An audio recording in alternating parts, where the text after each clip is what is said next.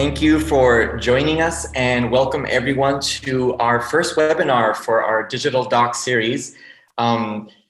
This one we're going to talk about at-home workstation ergonomics and stretching. My name is Dr. Miguel Bunker-Huertas. I'm a chiropractic physician with Align Modern Health at our Mount Prospect Clinic. I specialize in movement disorders and postural issues, and ergonomics is a particular passion of mine. So what is ergonomics exactly? So Merriam-Webster defines it as an applied science concerned with designing and arranging things that people use so that the people and things interact most efficiently and safely. So in other words, ergonomics looks at how we interact with things in order to get our work done efficiently and safely. And those things that we talk about are our desks, our chairs, our laptops, our phones, even our glasses. Everything that we need to do to get work done. And now that so many people are working from home, it's most important than ever to talk about ergonomics from home.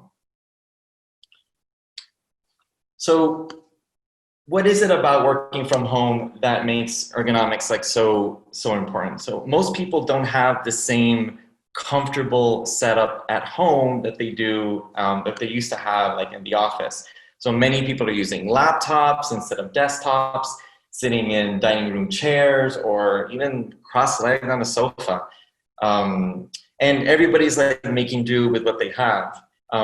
We're concerned with the repetitive motions and postures that we keep over time in these home setups that can put stress on our muscles and joints. By the time pain shows up, we've been holding these postures already for way too long, and we've already started developing muscle tension, even knots in our muscles. We'll already start developing like stiffness or even like limited range of motion. And working preventatively can limit the amount of stress that we put on our bodies. And when we limit the amount of stress, we feel better. And when we feel better, we actually get more things done. So the most common areas of pain that we find during like working from home or even just like working anywhere in a desk are the low back, shoulders, neck, and wrists. Now, I can't see you, but raise your hand if you had pain in these areas, like, you know, from like working too long. I know I have. 63% of people say they get low back pain, 38% of people say they get shoulder pain, and 53% of people say they get neck pain, and 33% of people say they get wrist pain. Now, you might get pain in more than one area, which is the reason why if you added up the numbers, they add up more than 100. And this level of pain can make us not want to work or make us even unable to work. But this is why we're here, and we're going to talk about how to prevent this. So when looking at how we sit, now, when you look at this image, don't worry about taking notes on everything. You don't have to jot down everything here. You're going to get these slides, you're going to get a recording. You're going to get a recording of this presentation sent to you. But I want you to focus on the most important thing. It's the 90-degree angle rule. So starting with the feet. Our feet are going to be flat on the ground or on a step stool. Our knees, our hips, and our elbows are bent 90 degrees. So this is where the 90-degree rule comes from, right? The most important thing to remember about when we sit is bone stacking. Stacking our head over our shoulders over our hips, and having our hips 90 degrees to our knees 90 degrees to the feet. And by having our elbows bent 90 degrees, we're gonna have our keyboards or mice like close to us, not far away. Because the most important thing is that when we sit, is that we're not reaching forward, right? So it's in that reaching forward that we start developing these rounded shoulders or forward head posture. And we're gonna talk about what that does.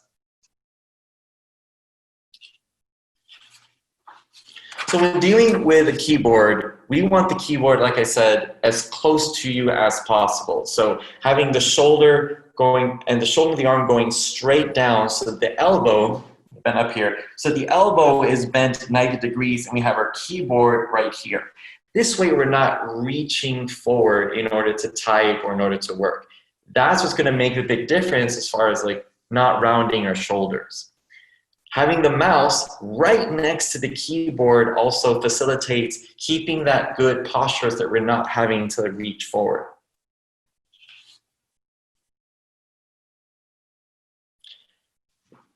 Now the screen should be about 2 feet away, so 22 to 26 inches or about 2 feet away to reduce eye strain. And the monitor should be directly in front of you. Now this is the monitor that you use the most in case you have more than one. Your eyes should line up with the center of the screen, which means that the top of the screen should be slightly higher than eye level. For those working at home from laptops, here are your options. You can place your laptop on a stand and use a separate keyboard. You can have a Bluetooth keyboard and mouse to get the screen up to eye level. So you're placing your laptop on a stand so that it's right in front of you. And that way you can still have that separate keyboard in front of you along with the mouse. Another option at home is to use a separate monitor. So you can have a monitor, same thing, eye level, and then use your laptop as your keyboard, keeping the keyboard close to you, and then using your trackpad or a separate mouse.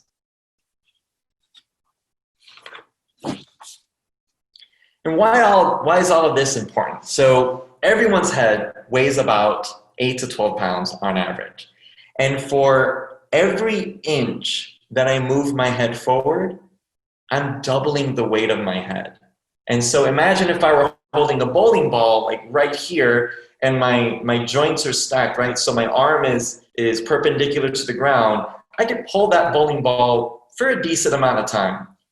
If I were to tilt my hand and my arm, then I'm going to struggle to hold on to that bowling ball. And same thing, if I tilt it more, I'm going to struggle even more. The same thing happens to the head and all of these neck muscles right here. And if I'm like sitting up straight, I'm really bone stacking, so the head is just kind of resting on the joints. But as soon as I do this, my 12-pound head, I think it's 12 pounds, is going to move slightly. It's going to weigh 12 pounds, 24, 36, 48. And over time, that extra weight is going to make these muscles strain, right? They have this last-ditch effort. Like once they're like holding on and they get really tired, they're going to clamp down and make a knot, and knots hurt. And the way the body responds to pain is clamping down the muscle on top of that, and that hurts more. And then we start creating these layers and we start building these knots inside the muscle that hurt and then can lead to like headache pain. And it's much easier to prevent this than actually treating it.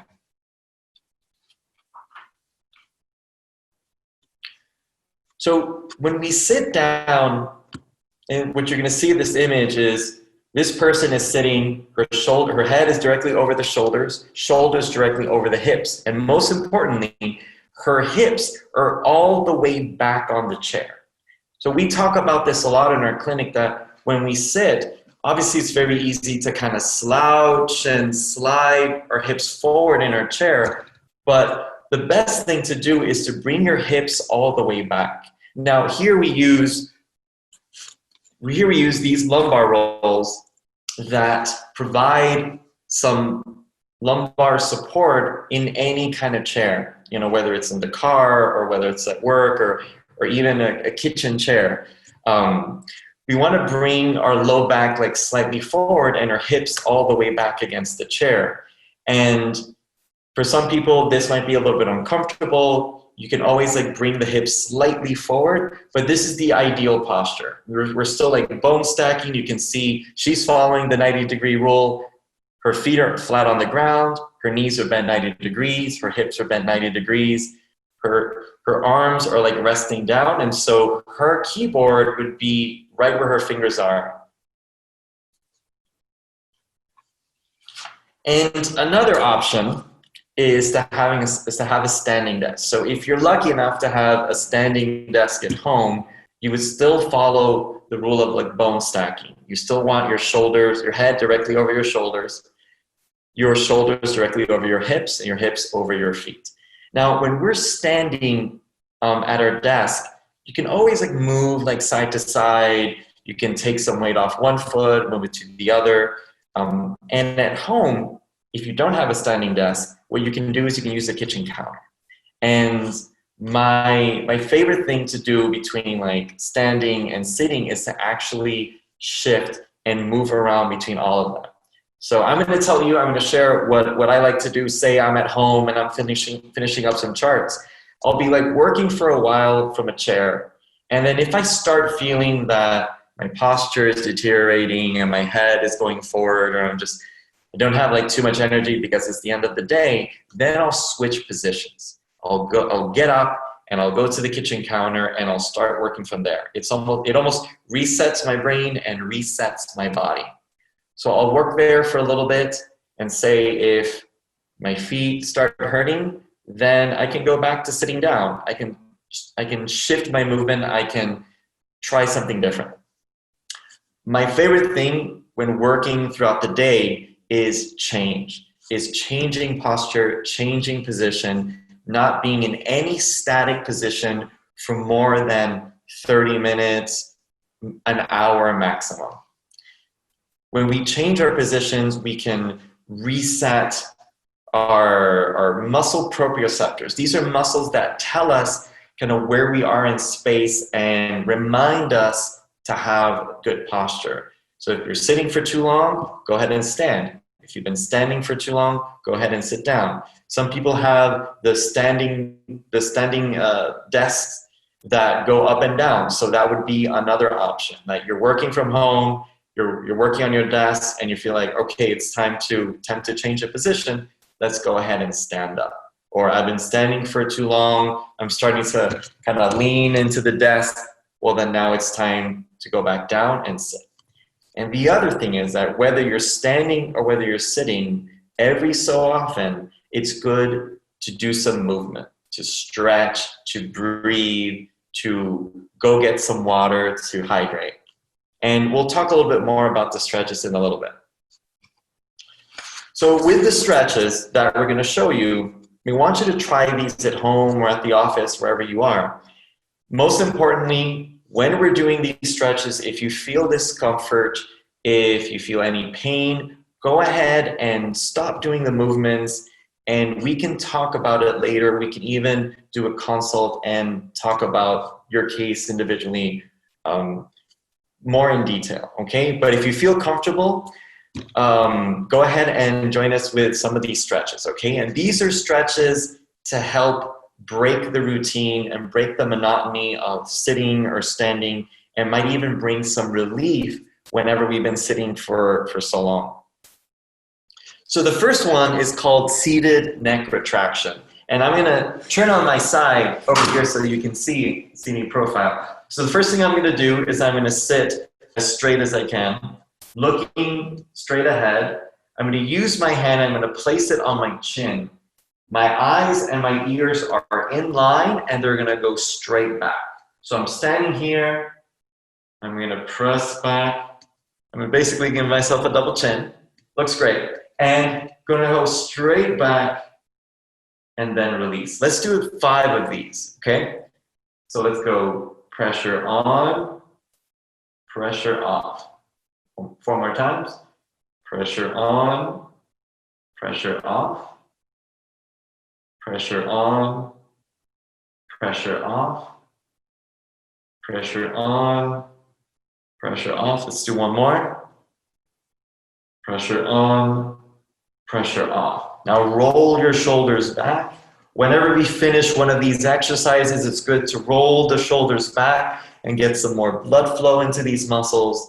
Now, whenever we do this motion, basically we're doing the opposite of what we do when we sit. So, you know, I'm gonna exaggerate bad posture. So I'm gonna be here, I have forehead posture, terrible rounded shoulders. I'm gonna go in the opposite direction. I'm gonna bring my shoulders back and I'm going to press my chin back. The next one is called the slump or the slouch overcorrect. Same thing, everyone from your chair, sitting up neutral, right? So we're not exaggerating just yet. I want you to slouch all the way down. And now exaggerate your posture. Bring your chest back as much as you can. Squeeze the shoulders back. Now slouch. And then go ahead and exaggerate your chest. Open up your chest and then slouch down. Let's do this 2 more times. Exaggerating the chest and then slouch. And then opening up the chest as much as you can. And now I want you to find neutral, somewhere in the middle, somewhere in between slouching and exaggerating the posture. None of the extremes are sustainable. We want something in the middle. Now, after you do that, go ahead and roll your shoulders, kind of do a little reset. And now, see if you can sit up just a tiny bit straighter. Sitting like this with the shoulders all the way back, that's not sustainable over hours, and it's kind of distracting. We want natural posture, something that you don't have to think too much about. The slouch overcorrect is actually one of my favorite exercises to give my patients because we help train a more natural posture. And all of these, we're just doing about 5 reps, but generally we're going to be doing 10, 15, 20 reps every couple of hours. Right. So I'm going to stand up for this one and invite you, if you don't have any pain currently, to go ahead and stand up. All right. You can see me? All right, excellent.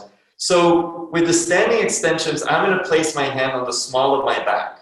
I'm going to stand feet hip width apart, pressing here. And I'm going to bring my hips forward and drop the head back. All right, let's do 5 of these. Do these with me. Place a hand here, bring the hips forward, drop the head back. That's 1. Bring the hips forward, drop the head back. That's 2. Bring the hips forward, drop the head back. And see if each time you can go just a tiny bit further. Hips forward, drop the head back. Hips forward, drop the head back. Let's do 1 more for good measure.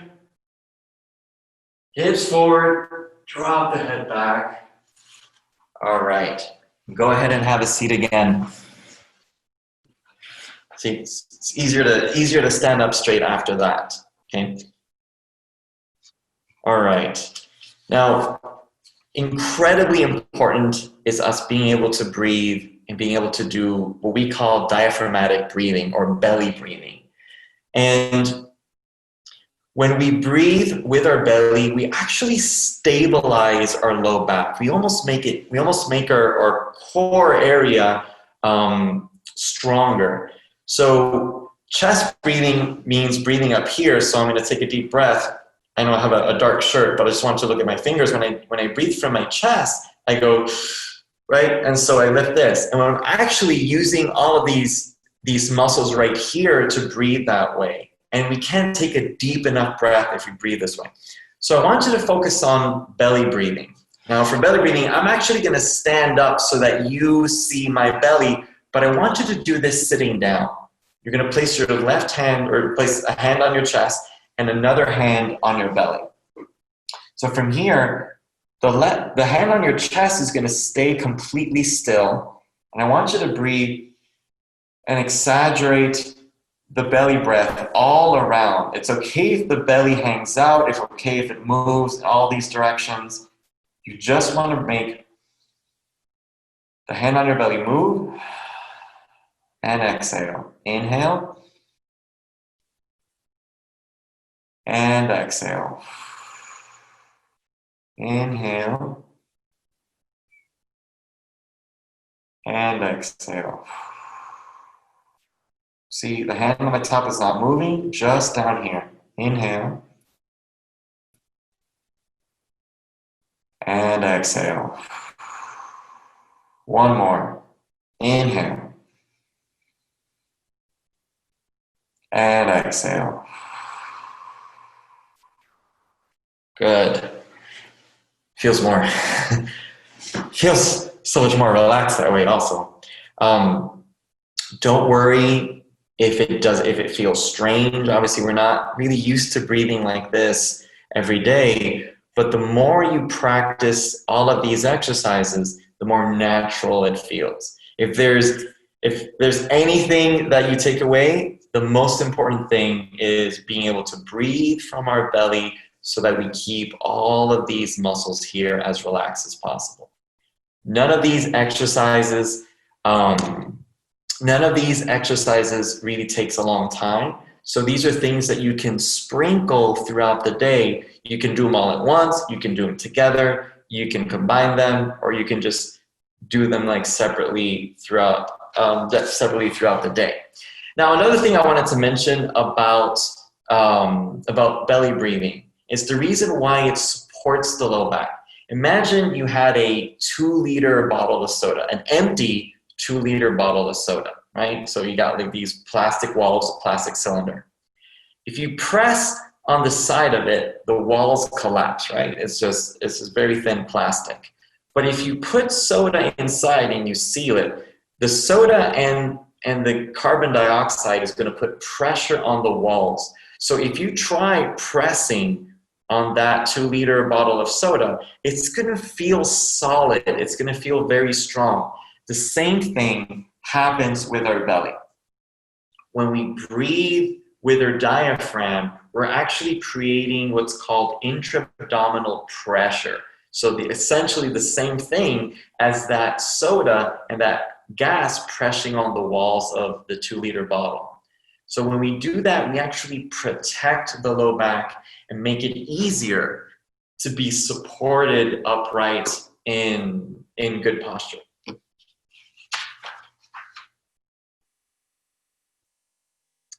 All right.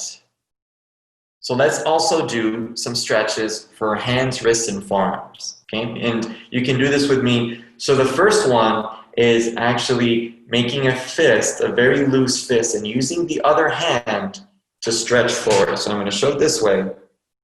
And we do a little stretch there, straighten the elbow, and you're going to feel a stretch almost on the top of the forearm. And now let's go backwards. Opening up the palm, grabbing onto the fingers, and then straightening the elbow. It feels very good. And let's do the other side. Let's do the soft fist, actually. Reaching forward, straightening the elbow. Have a very, very soft fist. And then going in the opposite direction.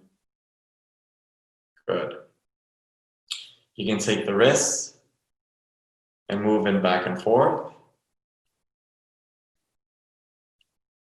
Opening and closing the fingers. So go ahead and open the fingers as big as you can. Go ahead and close and make a gentle fist. Open. Make a gentle fist. So you're not going to be able to see the next one, but imagine I was standing at a desk. What I'm going to do is I'm going to place my wrist on the desk and I'm going to lean forward, creating a stretch in the front of my forearm. And this I can do with both forearms at the same time. And the same thing, placing my hands on the desk and leaning forward to stretch the back of my forearms. And last, let's hold a soup bowl with each hand. And now let's pour the soup, right? So standing here, holding the soup bowl and pour the soup. Let's do these 5 times. 2, 3, 4, and 5. Awesome. So, no matter what, at least once every 30 minutes or every 60 minutes, set an alarm on your watch, set an alarm on your phone, set an alarm on your computer. Give yourself some time to take a break. Now, I understand when we're working, sometimes we're really focused on our work, or there may be deadlines. A lot of these exercises really only take 30 seconds, 45 seconds to do. So less than a minute. You can always do them when you do your water break. It's also Great to have water nearby to stay hydrated. When we stay hydrated, we're more focused. It also gives us an excuse to go to the bathroom more. So we're going to be getting up, we're going to be moving around more. And when we move around, we're pumping blood. And our brains need blood, oxygen, and nutrients. So we're kind of helping our brain in order for us to be able to get more work done. So definitely give yourself time throughout the day. Break it up.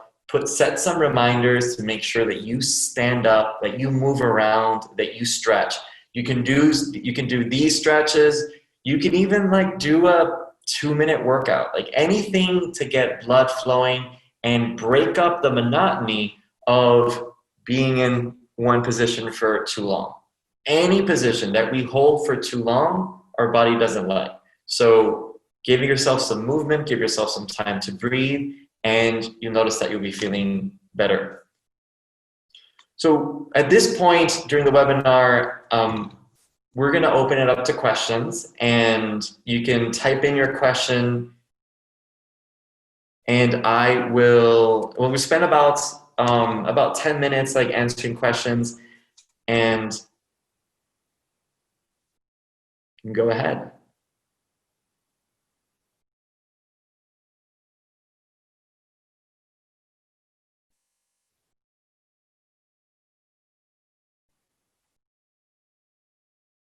All right, so we got a question about our lumbar roll. So the question is, do you have to buy one or you can do one yourself? So these lumbar rolls, you can get them, like we sell them here at our clinics. And we have like 2 different versions. You know, this is the standard version. The firm one is more firmer, and that one's great for, say, like if we're sitting in a very soft couch and we need something like a little bit more support, or even like for taller people. And the other option is to kind of make a DIY roll. And what you can do is that you can take a towel, and what you would do is that you would take the towel lengthwise, fold it in half, and start rolling it up. And once you have a nice little cylinder, some people actually take duct tape or something, or they put it in a pillowcase and they tie the pillowcase up, and then they use that to put that in the low back. So you've got options. You can even use a pillow, just like a regular pillow, but just make sure that when you use a pillow, that the pillow isn't blocking your hips, so that the pillow is like, you can even roll it up, make sure it's at your low back and not at your hips. That would be pushing your hips forward. So let's see, we got a couple of other questions.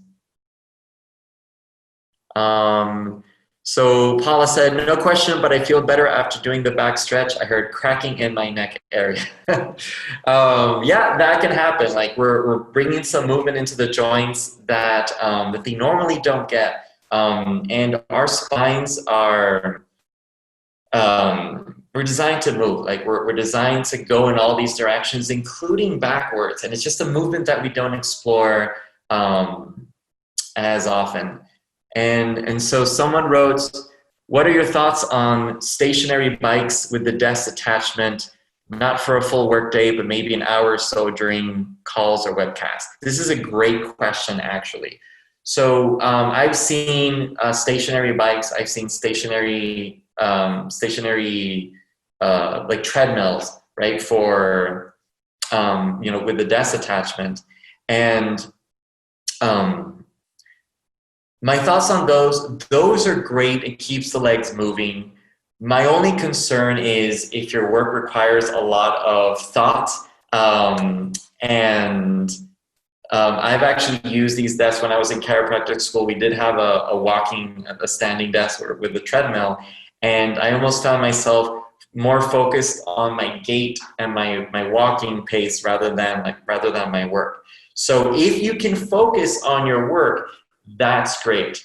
I'm a big fan of portability. I'm a big fan of making things simple at home.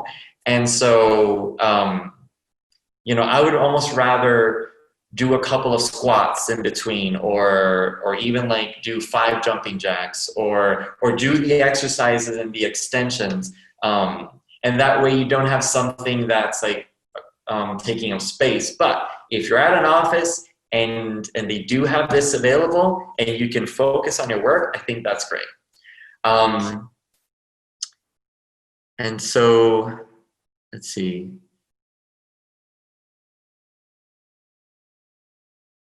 So someone wrote, I've heard that it's also okay to lean back a little in a chair as opposed to having the back completely straight because leaning is more sustainable over time. Is this true? So this is a great question.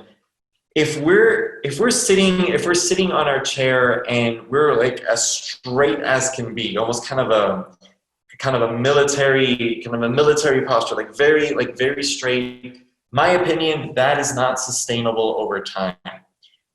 When we bring the hips all the way back, say for example, this chair that I'm in right now, I'm going to bring my hips all the way back, and I'm not touching the back of the chair. What I am going to be touching is the lumbar roll.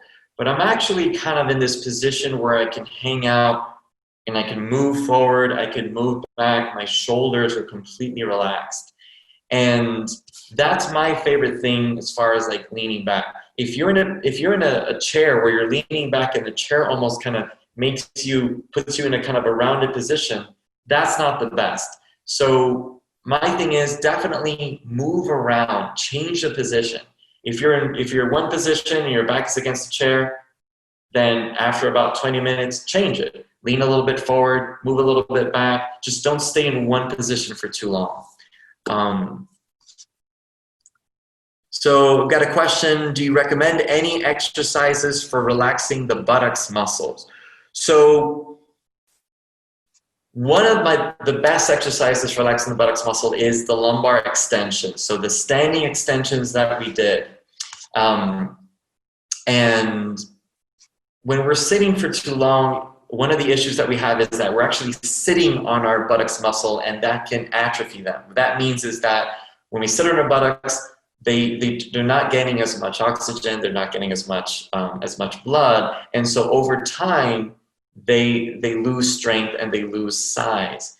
And so things like stretches or exercises, anything that's kind of like a squat, or just even this one, which you can all do, is just simply being in a chair and standing up, sitting back slowly, and standing up. We teach this in our clinic, because oftentimes when we sit down, we just kind of collapse on our chairs.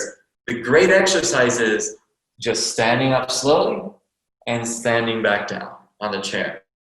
And this is something that you can do. If you feel dizzy, you can hold on to the chair or hold on to the desk. But it's a great thing to do just to kind of bring a little bit more blood flow to the legs. All right. So we've got a question.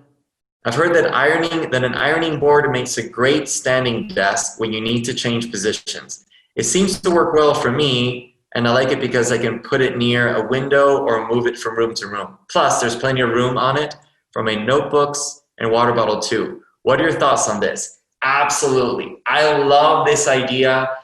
Some people even use chairs where they put the chair on the table, and they have like a couple of chairs on the table, and so you're mostly like in this position, and then you can kind of like switch around, and everything is like near you. An ironing board is great because it's much bigger, and you can, like you said, you can move it around. I'm a huge fan of being able to move things around, changing settings. So what we have at home is a stand for our laptops.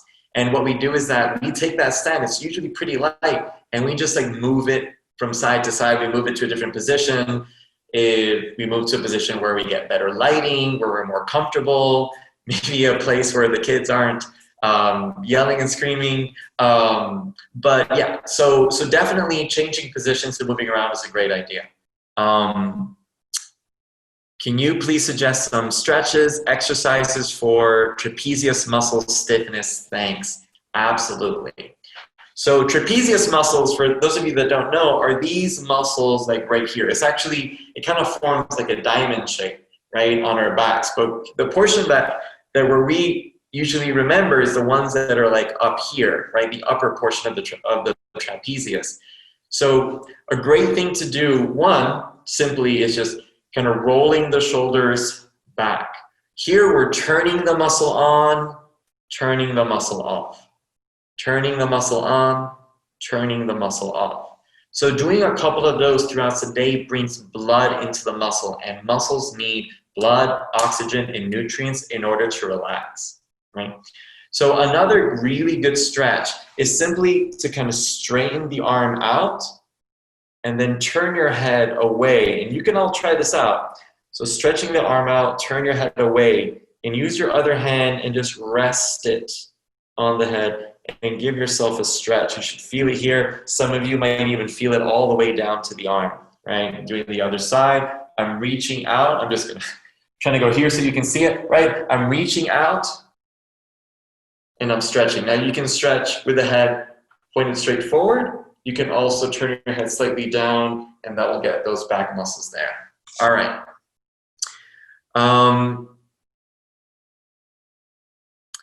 So which exercises do you recommend for tight hip flexors? Okay, same thing as before. We, for tight hip flexors, I definitely recommend hip extension, right? So when we do our hip extension, we're breaking up the pattern or having our hips flex, right? Our hips flex. So when we bring our hips forward, we're actually bringing our hips away from flexion, right? So into extension. And the other thing would be like doing more kind of like lunge type exercises, lunge type stretching. So or what we call runner's lunge. And runner's lunge is, and you can Google all of these exercises and stretches, but a runner's lunge is when you have your hands on the ground, one leg is up in flexion and the other leg is stretched all the way back, okay?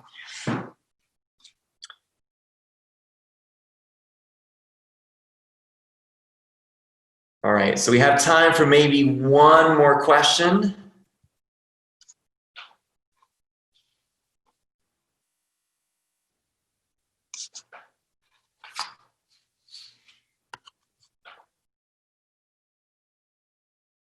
All right, so if you have any questions or if you're still not entirely sure, like, you know, how to do these exercises or what would be kind of the next step in case you did, you can always email me directly. My email is Dr.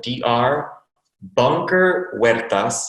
So it's DRBUNKERHUERTAS @alignmodernhealth.com. And I love questions about posture, love questions about ergonomics, love questions about chiropractic in general. So if you have any more questions, you can always like email me.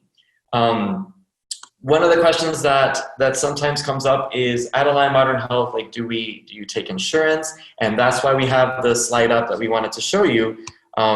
We are in network with Blue Cross Blue Shield and Aetna for chiropractic, physical medicine, acupuncture, functional medicine, and nutrition.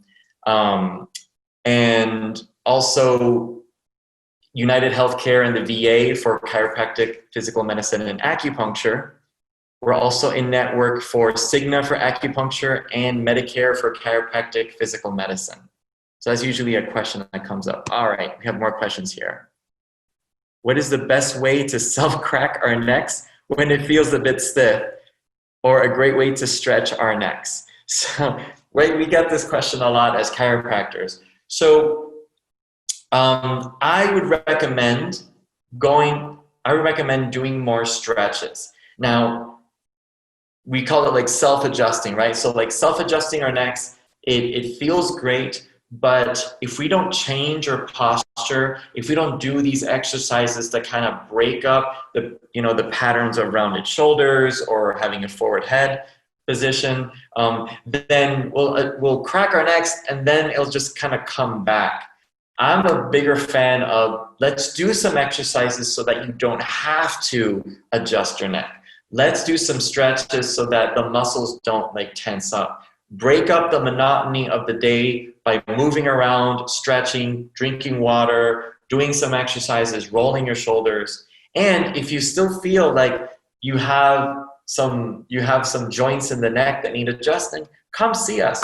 We have clinics in the city, we have clinics in the suburbs as well, and we can do the adjustments gently and safely. And you know, if you move around and you hear some popping or some cracking of the joints, that's perfectly fine. What we don't want is for you to force an adjustment that you don't need. Okay. All right. Any more questions?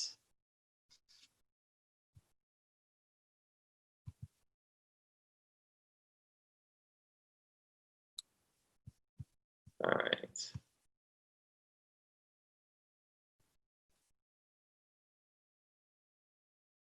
Okay. Let's see.